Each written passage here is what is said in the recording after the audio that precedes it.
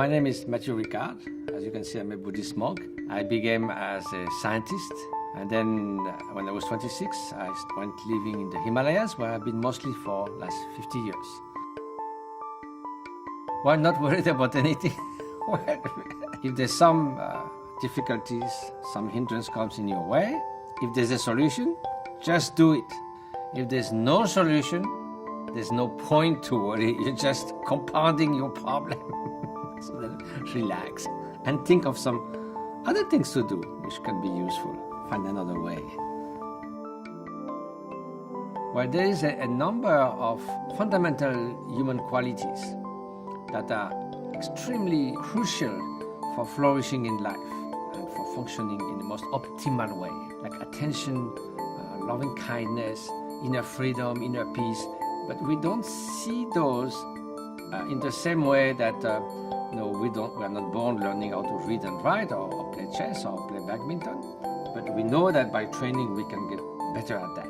The idea that, I will become compassionate or more a sense of fulfillment and contentment inside, or know better how to deal with my emotion and thoughts just like that because that's good, I want it. It's just saying, I don't want to practice the piano, but I really want to play like this great pianist that is at Carnegie Hall or doing a concert. In essence, you can't enhance your skill without training, and that takes time. No magic bullet. So I remember when I was 20, I was really kind of confused. What skills should I train in to make sense in my life? And I'm sort of happy to be alive. So I think that's a very crucial question, especially for young people, because they have been sort of taken through a system. You do your best, and sometimes you do it willingly, sometimes less willingly. Then at some point you really have to ask yourself, okay, what really matters? And somehow let that come at the surface. I remember a phrase of an old Greek poet, Aristophanes, who said, education is not just filling a vase, it's lighting a flame. So I think to find that flame that makes sense, and it's not always where you think it may be. There will be somewhere, some skill, some area where you really feel inspired. So look for that, and then do what's necessary to achieve that.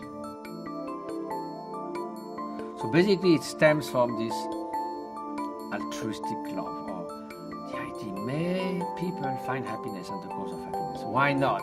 Why not wishing that to everyone?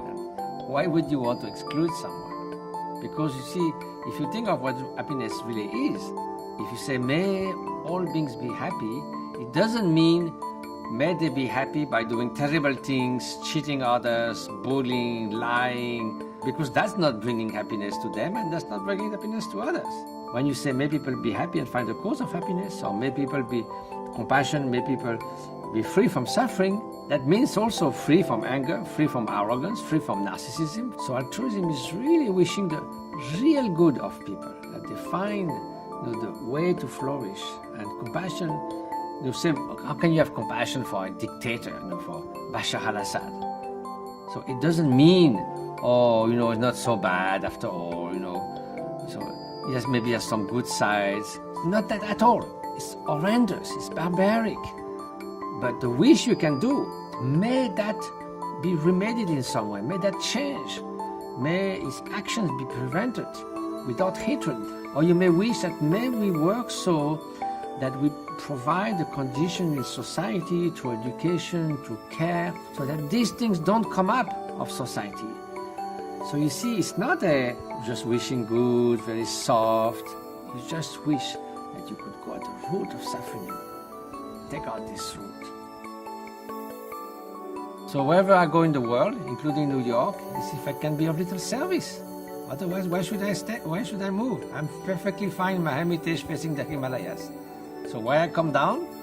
To be of service. Otherwise, waste of time.